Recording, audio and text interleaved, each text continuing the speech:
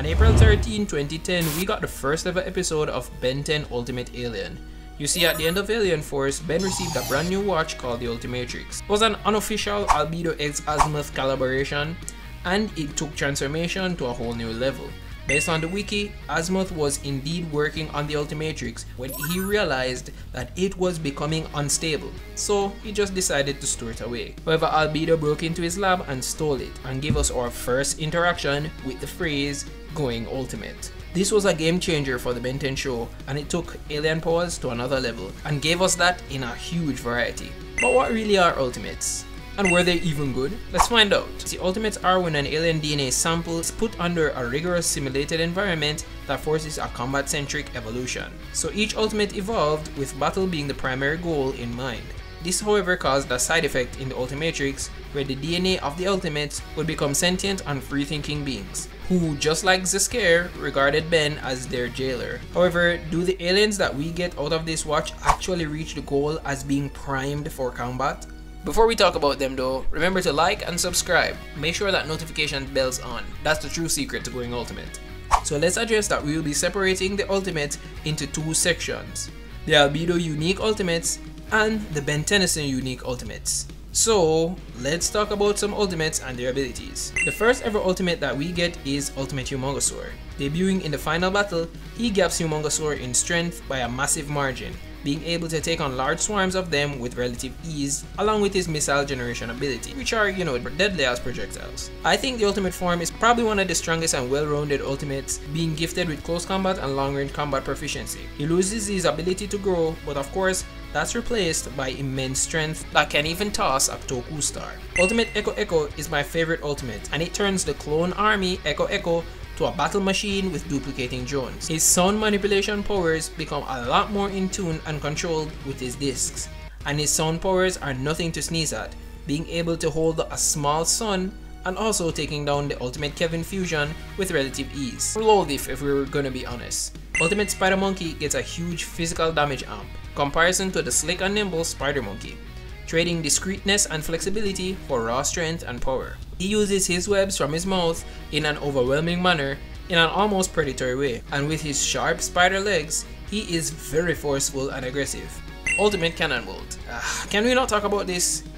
He goes from being a sphere to becoming a stronger sphere, and it kinda lacks creativity in the most literalist of ways. He becomes pretty much invulnerable to most damage and even radiation, which is pretty cool, but it's such an uninventive ultimate transformation that I kinda wish it didn't exist. Ultimate Wildmutt takes the cake as being the worst ultimate to ever exist.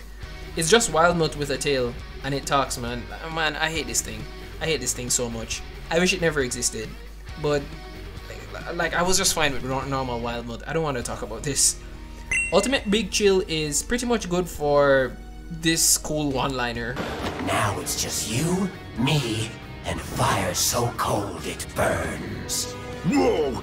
He has all the regular powers of Big Chill, but he's red, so I guess he's shiny Big Chill. I mean, he's now able to shoot his ice blasts from his other limbs, his fire blasts from his other limbs, but that's pretty much all he really does. No huge changes or trade-offs. Ultimate Swampfire was a bit different. It had his firepower amped to a much more potent level, being able to use his abilities to fly like Heat Blast and having destructive seed pod bombs that he could use in combat. I mean, he does have fire underwater after all, so that must be meaning something good, right?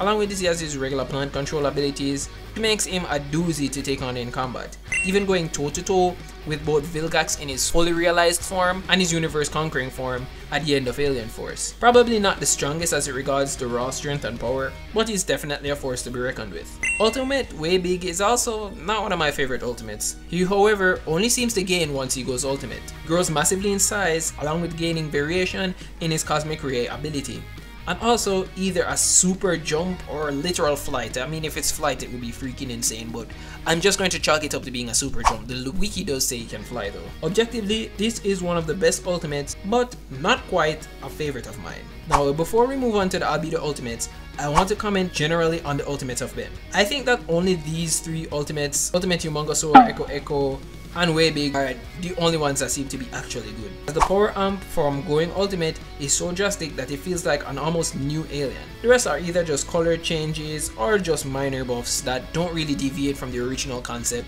I'm looking at you, Swampfire. You didn't change that much. I'm sorry.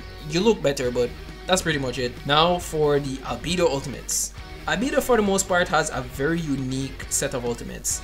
He regained the ability to go ultimate all the way in Omniverse in the episode The Ultimate Heist. After the accident that he got caught up in with Ben as he tried to return to his original Galvan form, he received the ability to transform on his own. He then acquired a DNA stabilizer so that he can stay in any alien form as long as he wants, and in order to regain his Galvan form as well.